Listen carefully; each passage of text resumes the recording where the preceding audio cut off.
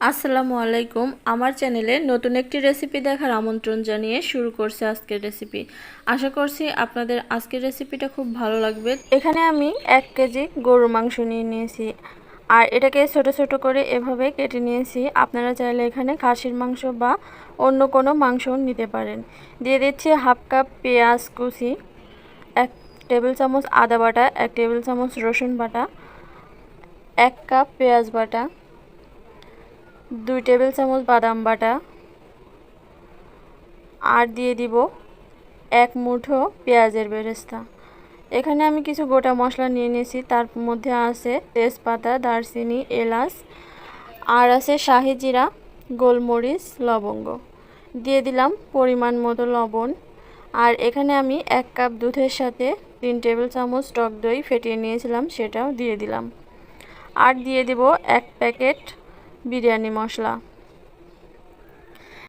তো সমস্ত মশলাটা দেওয়ার পরে এখানে 1 কাপ দিয়ে দিচ্ছি সয়াবিন তেল।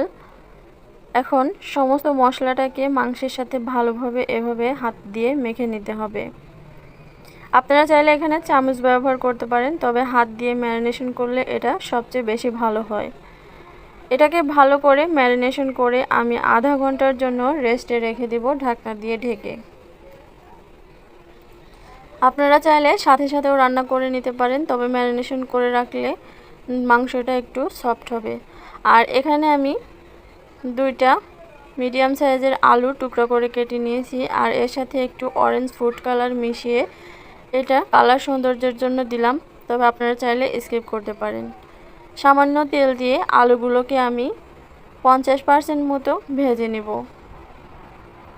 আর অবশ্যই এটা মিডিয়াম হিটে রান্না করতে হবে, না হলে হাই হিটে দিলে উপরটা খুব তাড়াতাড়ি কালার চলে আসবে, ভেতরটা শক্তই থেকে যাবে।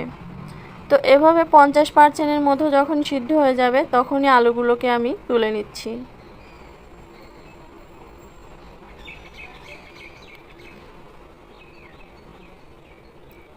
আর এই বাকি তেলের মধ্যেই আমি আগে থেকে ম্যারিনেশন করে রাখা মাংসগুলোও দিয়ে দেব। এই মাংসে যেহেতু প্রথমেই আমি সমস্ত মশলা দিয়ে ম্যারিনেশন করে রেখে দিয়েছিলাম, তাই কিন্তু এখন আর কোনো মশলা ব্যবহার করব না। এখন শুধু নেড়েচেড়ে এটাকে রান্না করে নিতে হবে ভালোভাবে সিদ্ধ হওয়া পর্যন্ত। ঢাকনা দিয়ে ঢেকে রেখে দিচ্ছি আধা ঘন্টার জন্য। মাঝে মাঝে ঢাকনা তুলে নেড়ে দিয়েছিলাম। ফিরে আসছি আধা ঘন্টা পরে। তো দেখতেই পারছেন আমি কিন্তু এখানে কোনো প্রকার পানি ব্যবহার করিনি। পেঁয়াজের রসে আর মাংস থেকে যে পানিটা বেরিয়েছে সেটার থেকেই মাংসটা সিদ্ধ হয়ে এসেছে।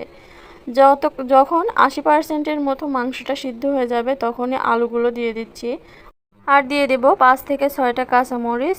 এবারও ঢাকনা দিয়ে ঢেকে আমি মিডিয়াম টু হাই হিটে এটাকে আরও কিছুক্ষণ রান্না করে নেব।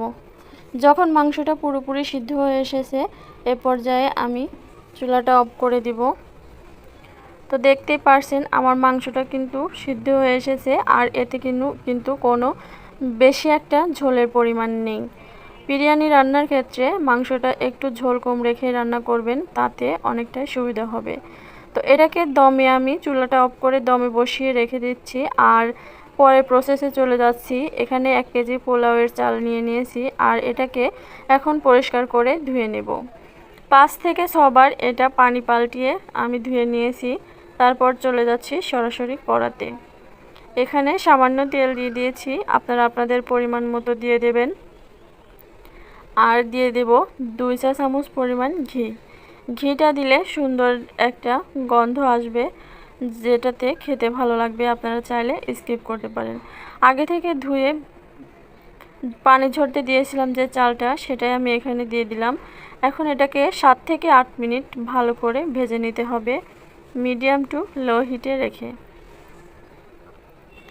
7 থেকে 8 মিনিট ভাজার পরে আপনারা নিজেরাই বুঝতে পারবেন যে চাউলটা ভাজা হয়ে গেছে, অনেকটাই ঝরঝরে হয়ে যাবে।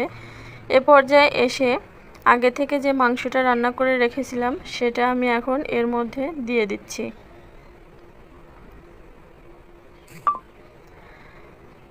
দেখতেই পারছেন মাংসটাতে কিন্তু আমার ঝোলের পরিমাণটা একদমই কম। এটাকে নেড়েচেড়ে এখন চাউলের সাথে ভালো করে মিশিয়ে নেব।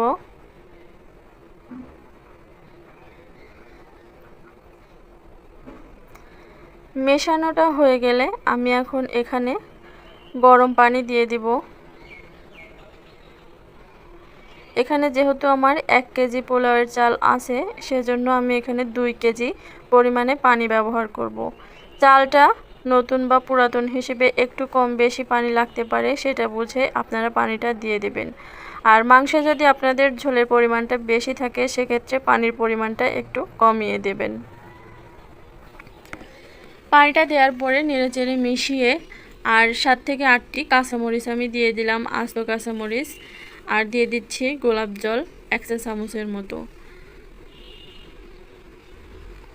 এখন দিয়ে দিলাম পরিমাণ মতো লবণ। আগে থেকে যেহেতু মাংসে আমরা লবণ ব্যবহার করেছি, এখন লবণটা বুঝে দিয়ে দিবেন।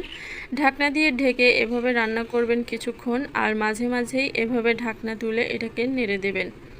না হলে কিন্তু নিচে পোড়া লেগে যাবে, আর পোড়া লেগে গেলে একদমই খেতে ভালো লাগবে না। তো এভাবেই নেড়ে চেড়ে আমি আবারও ঢাকনা দিয়ে ঢেকে রান্না করে নেব আরও কিছুক্ষণ।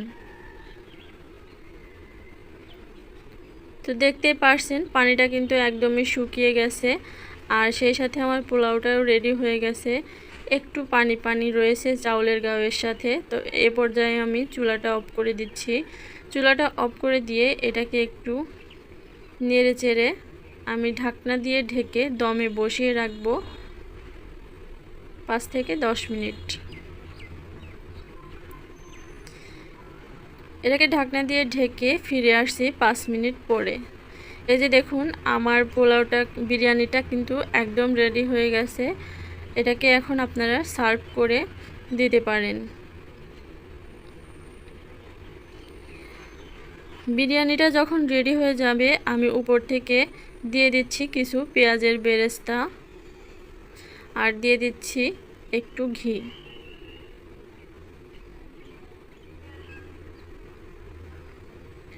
তো দেখতেই পারছেন আমার বিরিয়ানিটা কত সুন্দরভাবে রেডি হয়ে গেছে।